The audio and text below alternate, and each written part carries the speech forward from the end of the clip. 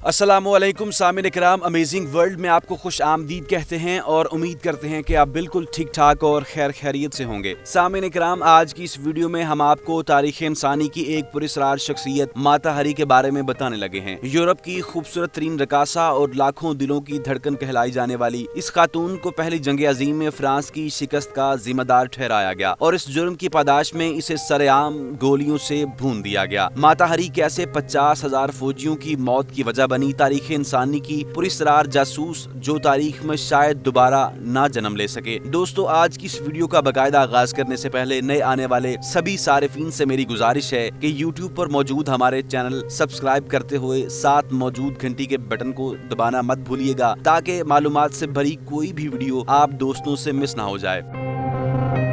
तो सामिन इकराम, वीडियो का बाकायदा आगाज करते हैं और आपको बताते हैं कि मार्गरीटा गैटोरिडा, जिसे दुनिया ने माता हरी का नाम दिया, दरअसल एक डच खानदान में पैदा हुई थी। 7 अगस्त 1876 को इस वक्त के हॉलैंड के एक शहर ल्योरदन में मार्गरीटा का जन्म हुआ। अपने 3 भाइयों में वो सबसे बड़ी थी। इसकी माँ की वफात के बाद इसके बाप ने दूसरी शादी कर ली और माता हरी को अपने एक रिश्तेदार के हाथ छोड़ दिया। इसकी उम्र अभी 18 साल भी नहीं हुई थी कि उसने अपनी उम्र से बड़े आर्मी ऑफिसर से शादी कर ली। शादी के बाद वो अपने शोहर के साथ इंडोनेशिया चली गई और इंडोनेशिया पहुंचकर इसे एक अलग तरह का माहौल देखने को मिला। वो इंडोनेशिया सकाफत से इस कदर मुतासिर हुई कि इसने इंडोनेशिया के कल्चर डांस को सीखने का अहद कर लिया और बहुत जल्द इसका शुमार प्रोफेशनल डांसर्स में होने लगा। इंडोनेशिया की सकाफत से इस कदर लगाव देखते हुए इंडोनेशिया की आवाम ने मार्गरीटा को माता हरी का नाम दिया। माले ज़बान में माता हरी का मतलब दिन की आंख है। ये नाम मार्गरीटा को प्यार और इज्जत की वजह से दिया गया, मगर फिर ये नाम मार्गरीटा की पहचान बन गया। शादी के बाद माता हरी के यहाँ एक बच्ची पैदा हुई। चंद साल बाद माता हरी की अपनी शोहर से बिगड़ना शुरू हो गई। 1903 में माता हरी फ्रांस के शहर पेरिस मुंतकिल हो गई। इसने अपनी बेटी को अपने वालिद के यहाँ भेज दिया। 1906 में माता हरी को अपने शोहर की तरफ से तलाकनामा मिल गया। माता हरी ने पेरिस पहुंचकर खुद को मसरूफ करना शुरू कर दिया और अपना एक नाम पैदा करने का खुद से वादा किया। सामिन इकराम, शुरू में इसने एक सर्कस में जॉब की, फिर इसने मॉडलिंग के शोबे को अपनी मकबूलियत के हथियार के तौर पर इस्तेमाल करना शुरू कर दिया। माता हरी पेरिस के म्यूजियम 8 में डांस करती तो लोग इसका जादुई डांस देखकर इसको दाद दिए बगैर न रह पाते। मार्गरीटा की सहरंगेज दिखावट और जादुई डांस में अबूर हासिल होने की वजह से ये पूरे यूरोप में मशहूर हो चुकी थी। यूरोप के बड़े बड़े फौजी अफसरान और सियासतदान इसकी एक झलक देखने के लिए इसके शोज को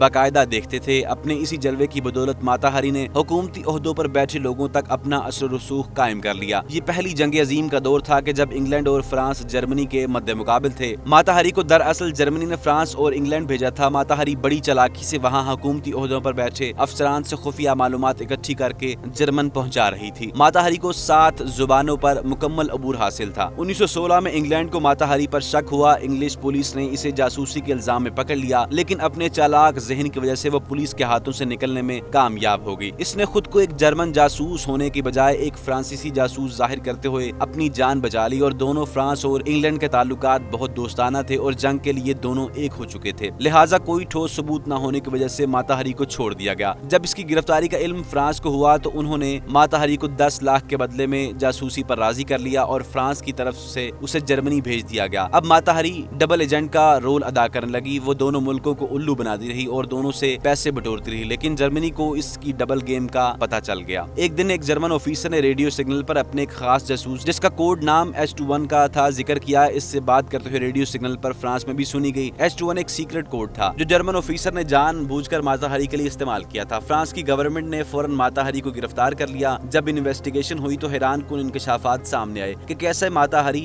दोनों मुल्कों को उल्लू बनाकर उनसे पैसे कमाती रही। कहते हैं कि जब इसने फ्रांस को ये मैसेज देना होता कि जर्मन फौजें अब हमला करने वाली हैं तो ये अपने जिस्म पर मौजूद प्लोको डांस के दौरान हटा देती थी, और जब ये पैगाम देना होता कि जर्मन फजाई हमला करने वाले हैं तो अपने दुपट्टे को हवा में लहरा देती थी। कहा जाता है कि जब फ्रांस में इसकी गिरफ्तारी अमल में लाई गई तो इसने इकरार किया कि इसने फ्रांस की खुफिया मालूमात किस तरह जर्मनी को मुहैया की हैं, जिसकी वजह से फ्रांस के 50,000 फौजी भी मारे गए हैं। सामिन इकराम, इसी जुर्म की पादाश में 15 अक्टूबर 1917 को एक पोल से बांधकर गोलियों की बुछाड़ कर दी। मार्गरीटा की मौत के बाद इस पर कई ड्रामे और फिल्में बन चुकी हैं और अब तक कई कहानियां और नावल भी छप चुके हैं। हम कोशिश करेंगे सामिन इकराम के मजीद ऐसी सच्ची कहानियां आप दोस्तों के साथ शेयर करते रहें। आप हमारे चैनल अमेजिंग वर्ल्ड को सब्सक्राइब करना मत भूलें और साथ मौजूद बेल आइकॉन को दबाना मत भूलिएगा ताकि आने वाली जो मजीद वीडियोस हैं आपको वक्तन फवक्तन मिलती रहें। बहुत शुक्रिया।